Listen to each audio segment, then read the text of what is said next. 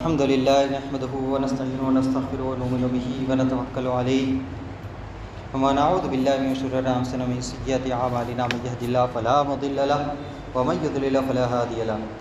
ونشهد ان لا اله الا الله وحده لا شريك له ونشهد ان محمدا عبده ورسوله قال الله تبارك وتعالى في القرآن المجيد فاعوذ بالله من الشيطان الرجيم بسم الله الرحمن الرحيم إنه لا يحب المستكبرين صدق الله العلي العظيم وصدق رسوله النبي الكريم ونحن على ذلك من الشاهدين والشاكرين والحمد لله رب العالمين۔ آئیے کچھ عرض و معرض سے قبل نبی کریم کی بارگاہ ناز میں عقیدت و محبت کے ساتھ درود شریف کا نذرانہ پیش کریے۔ پڑھی اللہم صلی علی سیدنا مولانا محمد وعلی آل محمد کما تحب و ترضی بہ صلی علیہ صلاۃ و سلام علیک یا رسول اللہ صلی اللہ تعالی علیہ وسلم۔ رسول اور آل رسول پر ایک مرتبہ اور ہدیہ درود پیش کریے۔ اللہم صلی علی سیدنا مولانا محمد جد الحسن والحسین وعلی آل سیدنا مولانا محمد جد الحسن والحسین۔ حضرات محترم، جس طرح ہماری ظاہری بیماری میں ہم مبتلا ہوتے ہیں، اسی طرح ہم باطنی امراض کے بھی شکار ہوتے ہیں، اور جہاں ہم ظاہری بیماری کے علاج کے لیے ہر ممکن کوشش کرتے ہیں اور اس بیماری سے نجات پانے کے لیے ماہر ڈاکٹر و حکیموں سے رابطہ کر کے اس بیماری کا علاج کراتے ہیں، اسی طرح بلکہ اس سے کہیں زیادہ ہمیں اپنی باطنی امراض کی علاج کی ضرورت ہے، جو بیماری ہمارے اندر پوشیدہ ہے۔ باطنی بیماری سے ہماری دنیا و آخرت دونوں تباہ و برباد ہو جاتی ہے، لہٰذا ہمیں باطنی امراض کو تلاش کر کے اس کے علاج کی سخت ضرورت ہے۔ آج ہمارے جسم میں، ہماری باڈی میں ایک ایسا حصہ ہے کہ اگر وہ حصہ گناہوں کی نحوست سے بیمار ہو گیا تو پورا وجود بیمار ہو جائے گا، اور ہماری باڈی کا وہ حصہ، ہمارے جسم کا وہ عضو باطنی بیماری سے صاف ستھرا رہا تو ہمارا پورا جسم درست و سلامت رہے گا۔ گویا کہ ہمارے جسم کا وہ عضو، ہماری باڈی کا وہ حصہ ہمارے جسم کا سردار ہے، ہمارے تمام اعضاء اس کے تابع ہیں، اس کے انڈر ہے۔ جب وہ حصہ باطنی امراض سے محفوظ رہے گا تو پھر ہمارا وجود درست رہے گا۔ تو آخر وہ حصہ کون سا ہے جس کے درست رہنے سے سارا جسم درست رہتا ہے، اور اس کے بگڑنے سے ہمارا پورا جسم و پورا وجود بگڑتا ہے؟ واضح لفظوں میں اللہ کے رسول صلی اللہ تعالیٰ علیہ وسلم نے ارشاد فرمایا کہ الا وان فی الجسد مضغۃ اذا صلحت صلح الجسد کلہ واذا فسدت فسد الجسد کلہ الا وہی قلب، یعنی خبردار، بے شک جسم میں گوشت کا ایک ایسا ٹکڑا ہے کہ جب وہ درست ہو جائے تو پورا جسم درست رہے گا، اور اگر وہ بگڑ جائے تو پورا جسم بگڑ جاتا ہے۔ آگاہ ہو جاؤ، خبردار ہو جاؤ، وہ ٹکڑا دل ہے۔ معلوم ہوا کہ ہمارے جسم میں، ہمارے باڈی میں ایک ایسا عضو ہے، ایک ایسا پارٹ ہے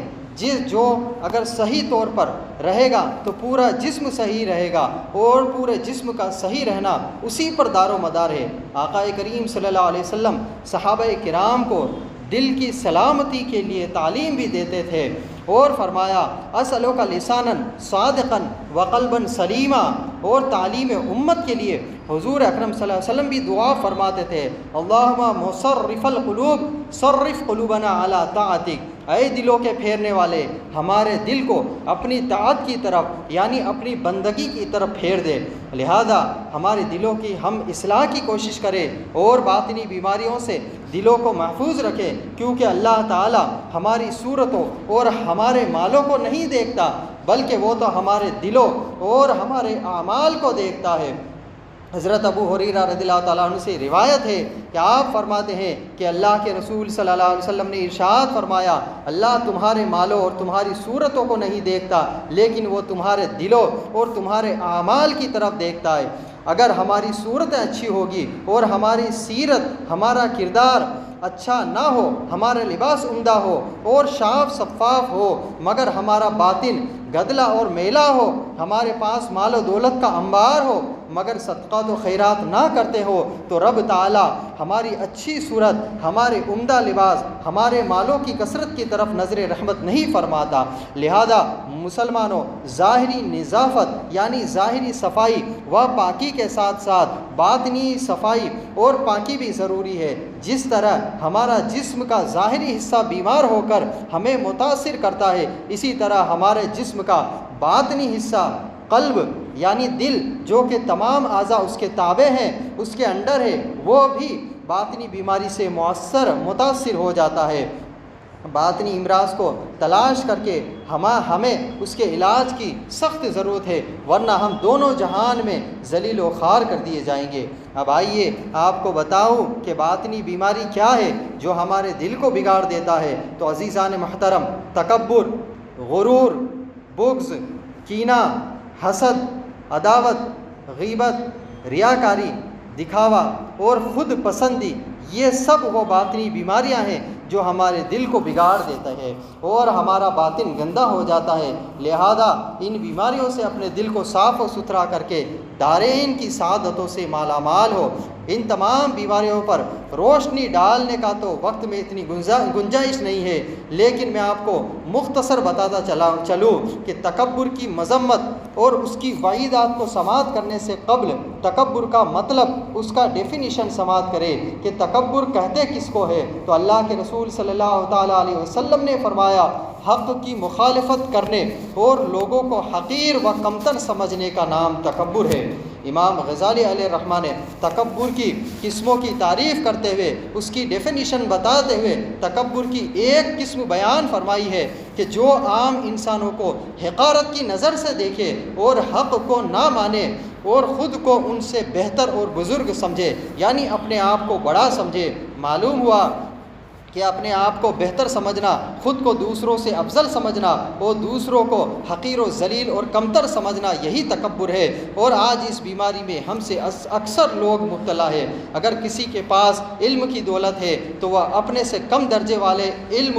عالم کو، اپنے کسی کے پاس حسن و جمال ہے تو وہ اپنے سے کم درجے والے حسین و جمیل خوبصورت کو، اگر کسی کے پاس مال و دولت کا انبار ہے تو وہ کم مال و دولت والے کو اپنے سے حقیر و کمتر سمجھتا ہے۔ جبکہ غرور و تکبر نے ہم سے پہلے نہ جانے کتنے مالداروں کو، کتنے حسین و جمیل خوبصورت کو اور علم والوں کو ہلاک و برباد کر دیا۔ نمرود، قارون اور فرعون کی ہلاکت خیز واقعات ہمارے لیے عبرت ہے۔ لہذا مسلمانوں، کسی نعمت کے ملنے پر غرور و تکبر پیدا کر کے اپنی دنیا و آخرت کو تباہ و برباد نہ کرے۔ تکبر ایک ایسی مذموم خصلت ہے اور ایک ایسی باطنی بیماری ہے جس کی وجہ سے متکبرین دنیا و آخرت میں رسوا ہو جاتا ہے۔ حضرات محترم، اللہ رب العزت کی بارگاہ میں تکبر سخت ناپسند ہے، چنانچہ قرآن مقدس میں کئی جگہ آیت کریمہ میں متکبرین کی مذمت اور برائی بیان فرمائی گئی ہے۔ چنانچہ ایک مقام پر رب نے یوں ارشاد فرمایا ہے، كَذَلِكَ يَطْبَعُ اللَّهُ عَلَى كُلِّ قَلْبٍ مُتَكَبِّرٍ جبار۔ اللہ تعالیٰ ہر متکبر اور جابر کے دل پر مہر لگا دیتا ہے۔ جابر مطلب ظلم کرنے والا۔ معلوم ہوا کہ متکبر شخص کے دل پر مہر لگا دیا جاتا ہے، اور حضرات محترم، جب اس کے دل پر مہر لگ جائے گا تو بھلا خیر کی باتیں اس پر کیسے اثر انداز ہوگی، اس پر نصیحت کیسے عمل کرے گا۔ ایک جگہ متکبرین کی مذمت میں یوں فرمایا گیا ہے، فَبِئْسَ مَثْوَى الْمُتَكَبِّرِينَ، تکبر کرنے والوں کے لیے کیا ہی برا ٹھکانہ ہے۔ تو کہیں رب نے متکبرین سے اپنی ناراضگی کا اظہار فرماتے ہوئے ارشاد فرمایا، إِنَّهُ لَا يُحِبُّ الْمُتَكَبِّرِينَ، اللہ تعالیٰ متکبرین کو پسند نہیں فرماتا۔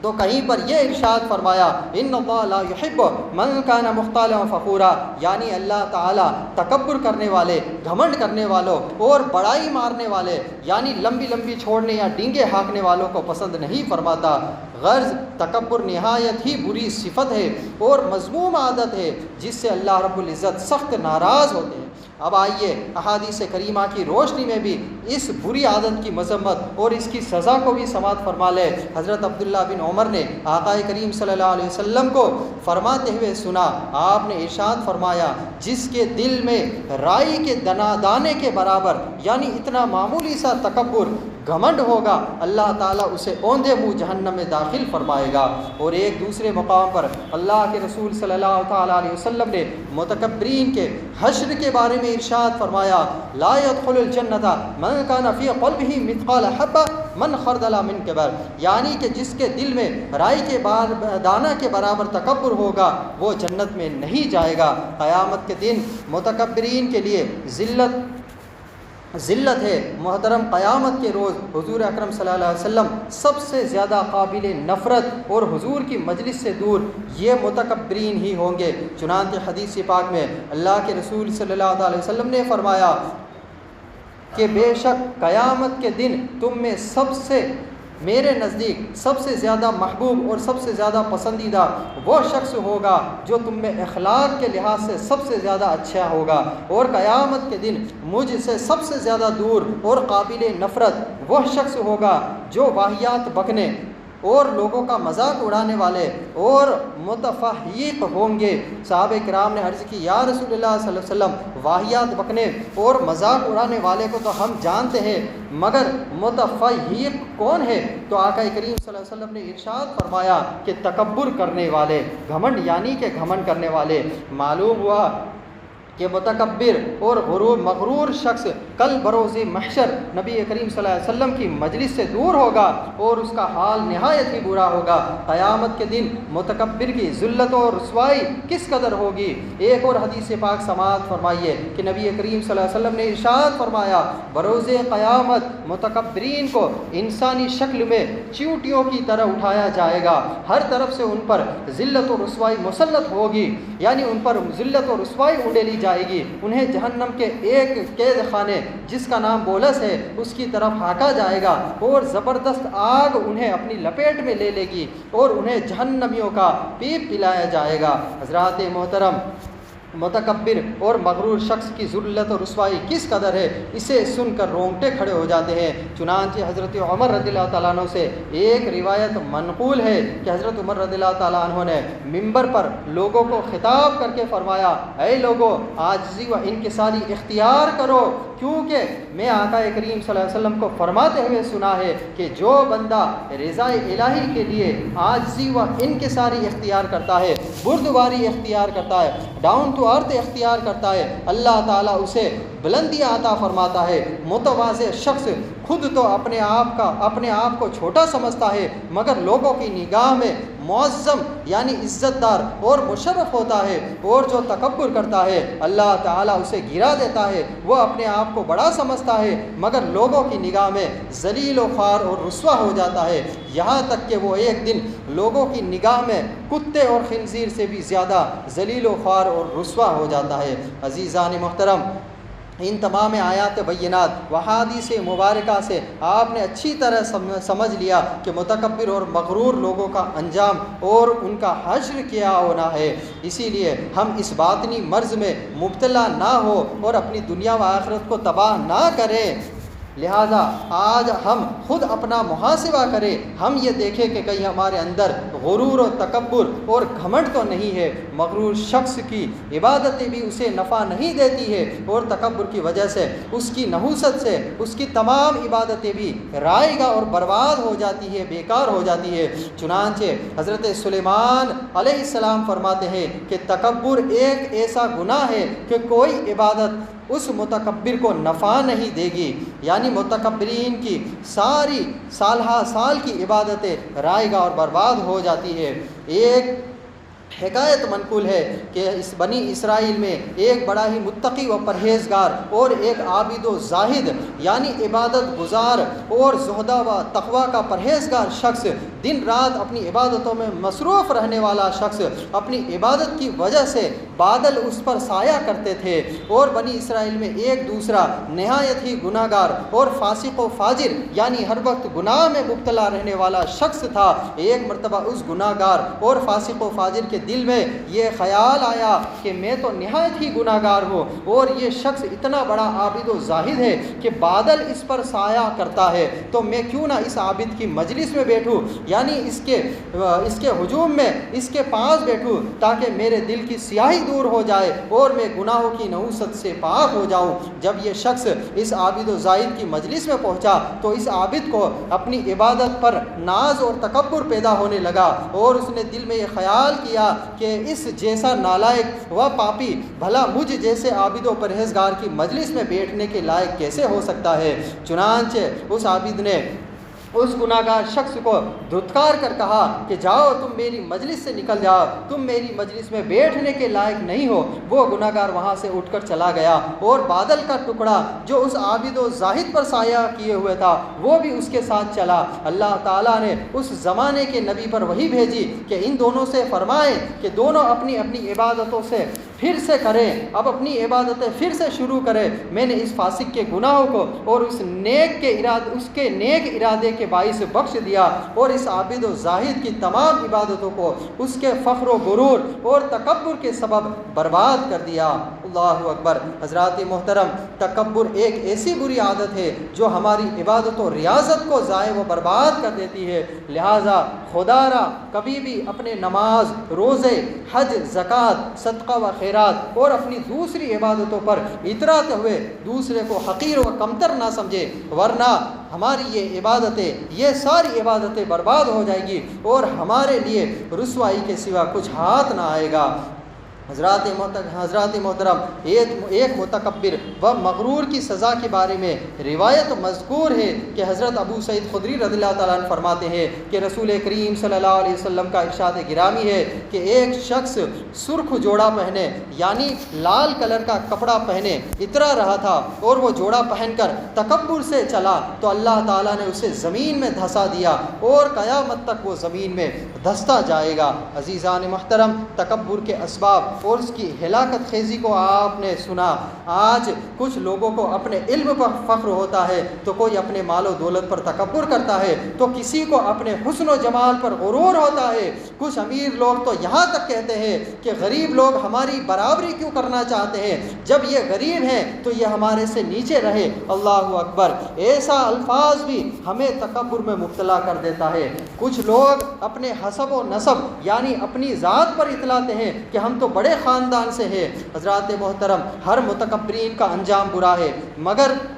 آج میں اس مختصر تقریر میں صرف علم اور نسب کے سبب تکبر کا جو انجام ہوتا ہے اسے آپ تک پہنچانے کی کوشش کرتا ہوں کہ کچھ لوگ اپنے علم پر تکبر کرتے ہیں، یعنی اپنے نالج پر تکبر کرتے ہیں کہ ہم نے زیادہ علم حاصل کیا یا ہمیں زیادہ نالج ہے، اس سے کم درجے والے کو کمتر اور حقیر سمجھتے ہیں۔ جب کوئی شخص اپنے علم کے سبب دوسرے کو اپنے سامنے جاہل اور حیوانوں یعنی جانوروں کی طرح سمجھتا ہے تو یہ علم کا تکبر ہے، اور علم کا تکبر لوگوں کے علم کو برباد کر سکتا ہے، جیسا کہ حضور اکرم صلی اللہ تعالیٰ علیہ وسلم نے فرمایا کہ تکبر علم کی آفت ہے۔ معلوم ہوا کہ علم پر اترانے کی وجہ سے علم بھی چلا جاتا ہے، لہذا ہمیں علم کی حفاظت اور اس کی زیادتی چاہیے، تو ہمیں اپنے علم پر اترانا نہیں ہوگا۔ حضرت عمر فاروق رضی اللہ تعالیٰ نے ارشاد فرمایا، اے لوگو، تم تکبر کرنے والے عالموں میں داخل مت ہونا، اگر تم ایسا کرو گے تو تمہارا علم تمہاری جہالت سے مقابلہ نہ کر سکے گا۔ صحابہ کرام سے بڑا عالم بھی ہمیں کوئی ملا ہے نہیں، ہرگز نہیں۔ جب ان مقدس جماعت نے بھی کبھی اپنے علم پر تکبر نہیں کیا تو پھر ہمیں اپنے علم پر تکبر کیوں ہے؟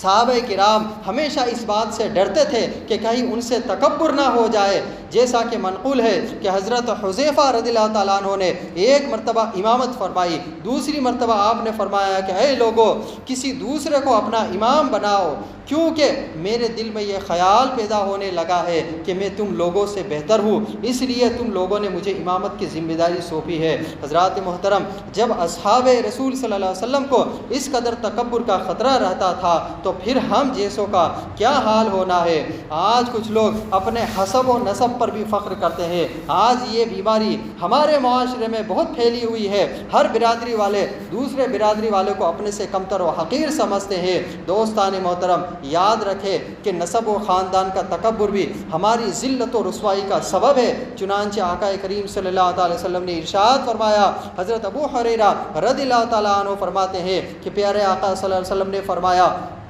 بے شک اللہ نے تم سے زمانے جاہلیت کی نخوت اور اپنے باپ دادا پر فخر کو دور کر دیا ہے۔ لوگ دو طرح کے ہوتے ہیں، ایماندار متقی و پرہیزگار یا گناہگار و بدبخت شخص۔ تم سب آدم کی اولاد ہو اور آدم مٹی سے پیدا کیے گئے ہیں۔ یا تو لوگ ان پر فخر کرنے کو ترک کر دیں جو لوگ جہنم کا ایندھن بن چکے ہیں، یا پھر اللہ تعالیٰ کی بارگاہ میں گوبر کے کیڑے جو گندگی کو اپنی ناک سے دھکیلتے ہیں اس سے بھی زیادہ ذلیل ہو جائیں گے۔ حضرات محترم، اپنی قوم اپنے خاندان کو سب سے افضل و برتر سمجھنا، ہر حال میں اپنی قومیت کی حمایت و طرفداری کرنا، دیگر اقوام کو دوسرے لوگوں کو اپنے مقابل میں اپنی قوم کو زیادہ بڑا سمجھنا، یہ وہ بیماری ہے جس نے ہمیں صحیح طور پر اجتماعی طور پر پارا پارا کر دیا ہے۔ سارے مسلمان ایک قوم ہے، خواہ وہ کسی بھی نسب کے ہو، کسی بھی ذات کے ہو، جیسا کہ اللہ رسول صلی اللہ علیہ وسلم نے فرمایا۔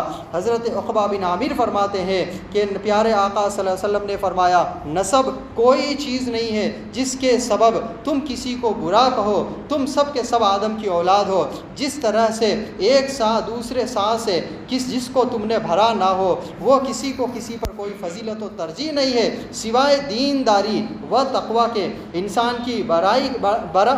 کے لیے اتنا ہی کافی ہے کہ وہ بد زبان اور فحش گو اور بخیل ہو، یعنی فحش گو، اناپ شناپ یا گالی گلوچ بکنے والا اور بخیل اور زبان درازی، یہ سب مذموم خصلتیں ہمارے لیے ننگ و عار کا سبب ہے، نہ کہ نسب۔ لہذا ان عیوب سے ہمیں بچنے کی ضرورت ہے۔ حضرات محترم، آج ہم غور کریں تو ہمیں ان سب سے بہت زیادہ بچنے کی ضرورت ہے۔ ہر آدمی کے سر میں ایک حکمہ ہے جو فرشتوں کے ہاتھ میں تھما دیا گیا ہے۔ جب آدمی تواضع و انکساری کرتا ہے تو فرشتوں سے کہا جاتا ہے کہ اس کی لگام کو اونچا کر دو۔ جب آدمی تکبر کرتا ہے تو فرشتے سے کہا جاتا ہے کہ اس کی لگام کو نیچا کر دو۔ یعنی جو شخص عاجزی و انکساری کرتا ہے تو اس کو عزت و شرافت ملتی ہے، لوگ اسے تکریم کی نگاہ سے دیکھتے ہیں، اور جو تکبر کرتا ہے تو اس کو عزت و شہرت کی بجائے ذلت و رسوائی ملتی ہے۔ لہذا ہمیں ان تمام چیزوں سے بچنے کی ضرورت ہے۔ حضرت ام المؤمنین عائشہ صدیقہ رضی اللہ تعالیٰ عنہ فرماتی ہے کہ حضرت اسود روایت ہے کہ ام المؤمنین عائشہ صدیقہ نے سے جب پوچھا گیا کہ حضور اکرم صلی اللہ علیہ وسلم گھر میں کیا کام کرتے تھے تو آپ نے ارشاد فرمایا کہ حضور اکرم صلی اللہ علیہ وسلم اپنے گھر والوں کا کام میں ہاتھ بٹایا کرتے تھے اور گھر کے کام کرتے تھے، اور جب نماز کا وقت ہوتا تو مسجد میں تشریف لے جاتے۔ حضرات محترم، دنیا کی سب سے باعزت شخصیت اور سب سے بڑی شخصیت نبی اکریم صلی اللہ علیہ وسلم کی ذات مبارک ہے، جو کہ خود اپنے کپڑوں میں پیبند بھی اپنے ہاتھ سے لگاتے، اپنے نالے مبارک میں اپنے ہاتھ سے سلائی کرتے، یعنی بالکل گھمنڈ کا کام نہیں۔ تو ہم اور آپ اپنے آپ کو کیا سمجھتے ہیں؟ ہم اگر اپنے آپ کو نبی صلی اللہ علیہ وسلم کا امتی کہتے ہیں، نبی صلی اللہ علیہ وسلم کے اسوہ حسنہ پر چلنے والا سمجھتے ہیں، تو ہمیں نبی صلی اللہ علیہ وسلم کی اس سنت پر عمل کرنا ہے اور اپنے آپ کو گھمنڈ سے پاک و صاف رکھنا ہے۔ اللہ تبارک و تعالی ہمیں ان تمام باطنی امراض سے جو ہمارے دل میں پیدا ہوتے ہیں، اللہ تعالیٰ ان سب سے ہمیں بچائے اور ہمارے دلوں کو پاک و صاف فرمائے۔ استغفر اللہ ربی من کل ذنب اذنبتہ واتوب الیہ، وآخر دعوانا ان الحمد للہ رب العالمین۔